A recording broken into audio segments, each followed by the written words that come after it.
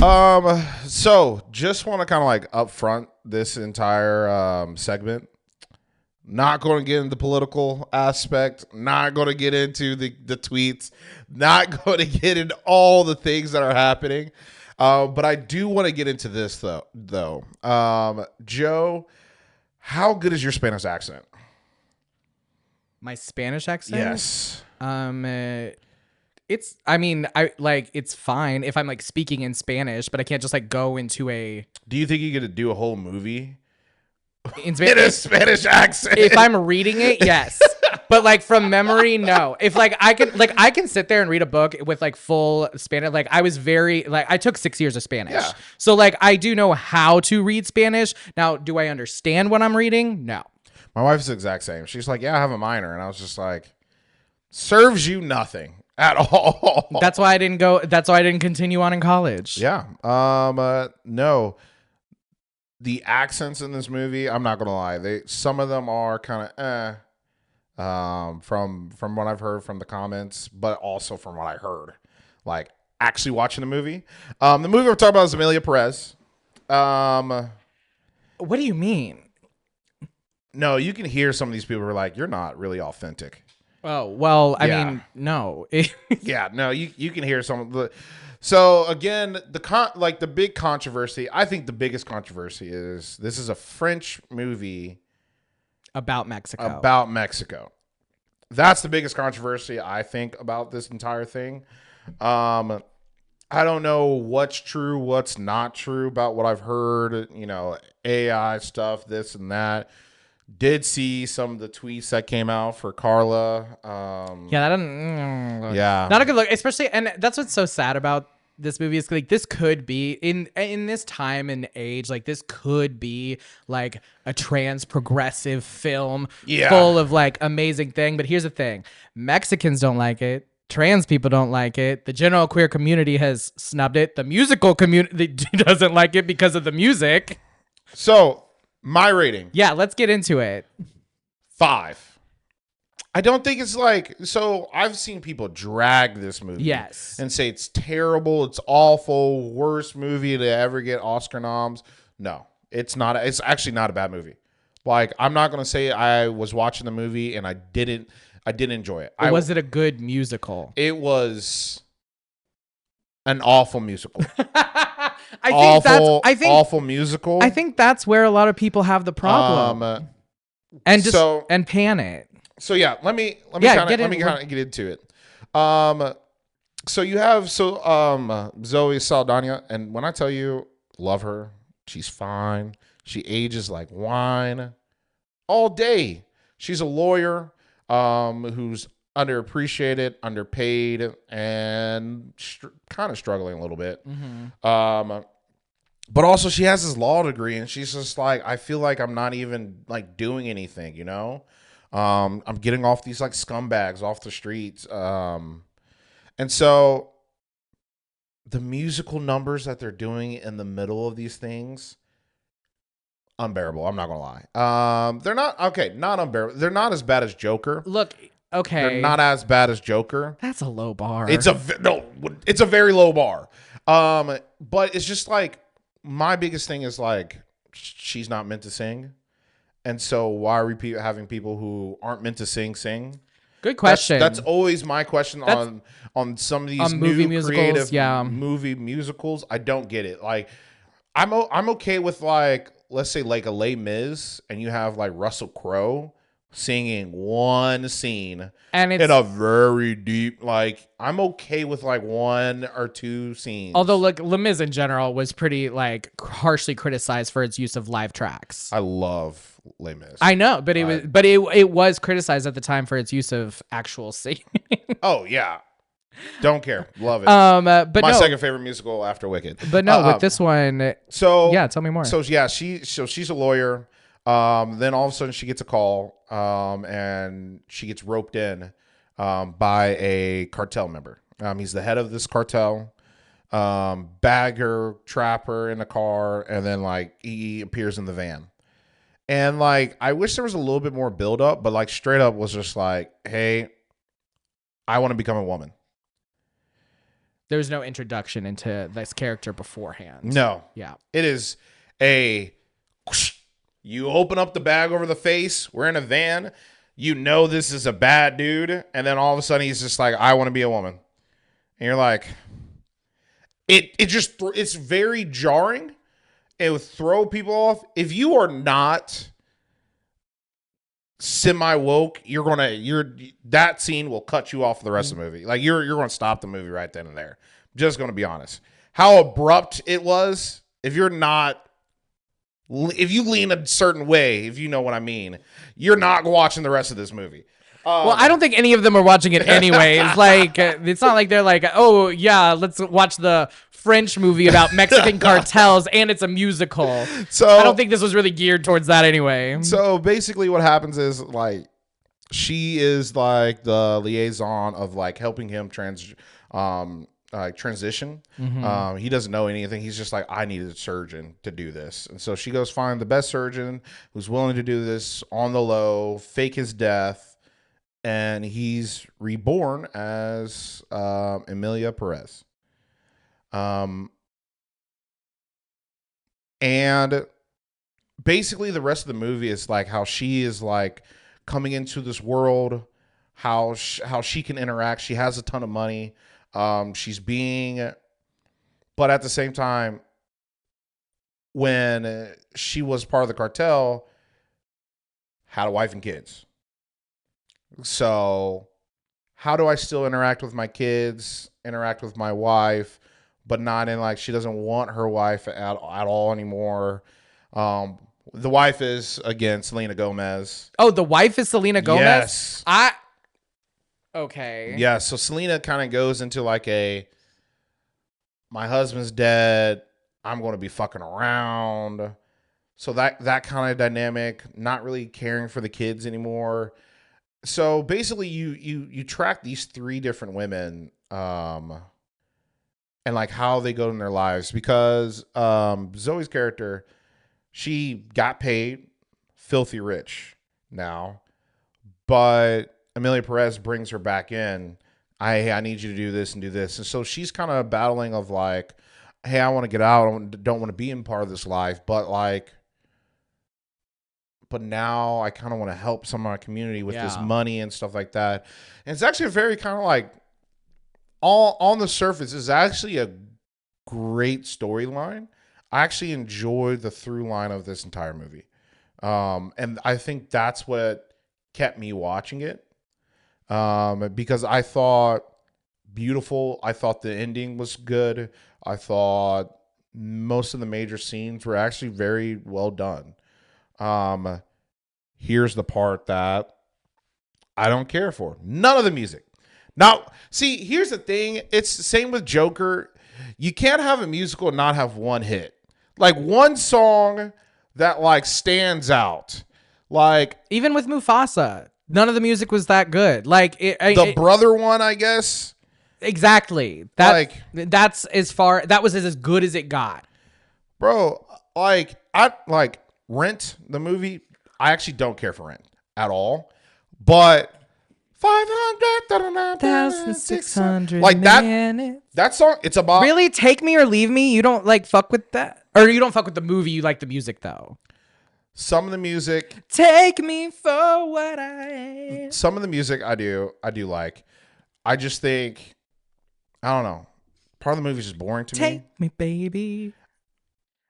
Do you hate black people? No, I did.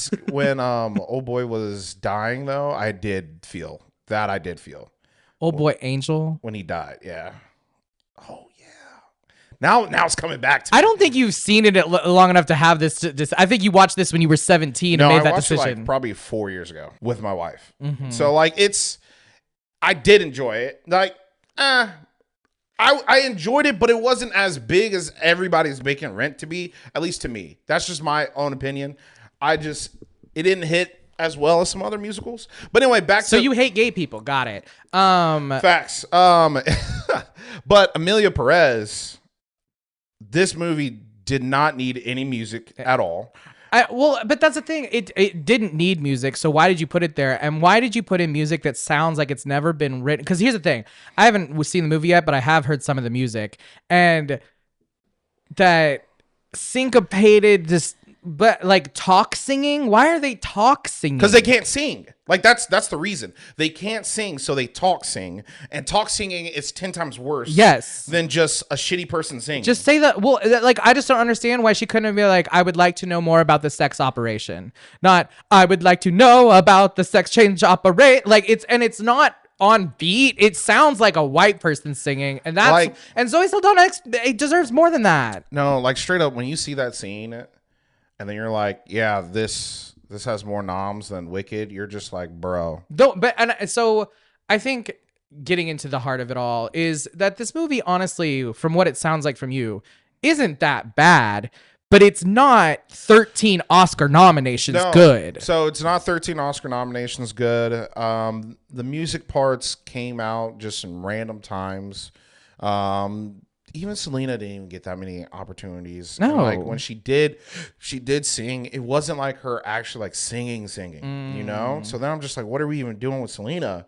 And so it's mostly, you know, Amelia Perez or Carla. Carla can't really sing. Zoe can't really sing. Should have put Benny Blanco on that track. Bro, hell yes. Like it might have been a fun musical then. So it felt very random. And I think to be like, and this is just my honest opinion, I think this could have been an Oscar movie if they took out all musical parts and like really went deep into more of like the emotional connections. There's some points where you're just like, I really need to feel Selena's like emotion of like she lost her husband, because a lot of people think that like, oh, a cartel, she was cheating on him, blah, blah, blah. No, like she really loved her husband and now he's just dead. And like, I really wanted to bear that weight of like feeling like you lost a person. But we didn't get that. No, we didn't get that. It was kind of like glossed over of like, oh, she's like in the bed, like not getting up. I wanted to feel the kids. And I almost wonder if that's why this movie is getting panned so hard, is because it could have been so good. It could have been there. And that's why you have people saying like there is a point of like too much shame to something will lead to moments like this. Like, I don't think this should be not like, I'm not gonna lie, like none of them should have been nominated for any best like anything. Best actor, best actress, best supporting actress. Should not have been not even the dresses, outfits, screenplay. Like, I'm not kidding. Like, none of it should like all be nominated at all. Again, not a bad movie. Like, I was entertained, but again, just some things are just shouldn't be happening in the movie. So good movie, bad musical. Yes, which makes it a mediocre movie. Mm-hmm. But my only thing is, it's like when you do say Oscars too white, Oscars to this, and like not even just Oscars, the Golden Globes, everybody wants to be like, okay, hey, we're going to nominate the first trans person for best actress. We're going to nominate the first trans person for best actress. We're going to, this is a movie about a trans, which we can talk about sex trafficking and stuff like that. Hell yeah. We're going to push that over to make it seem like we're not this. When in reality, you're just diminishing the value of what an Oscar nom means. Well, and I agree. And I think it's like nobody wants a participation trophy, and you can't make it obvious. Yeah. Like if it was, I don't know, literally any other movie that came out this year, you'd be like, yeah, sure, maybe, but I don't know. It feels like I'm hearing like, I mean, Rent didn't get a Best Picture nom. You know what I mean? Like, maybe it did. I don't know. We'd have to go back. But that's before we were shaming the Oscars. We didn't care. So people gave like this an example as like Crash, which won best movie. Just to be like, hey, we're not racist. We let black movie won best movie of the year. I loved Crash, to be honest, but Did it deserve it? No. But it still was a good, serviceable movie, I think. Was it the best? Not at all. I think that was the year Brokeback Mountain was up for nomination. Brokeback Mountain is a great movie. It's a great movie. But now going into 2025, it's like, hey, we want to make sure that we stick by, the trans community. So we're going to put this in here. And I just don't.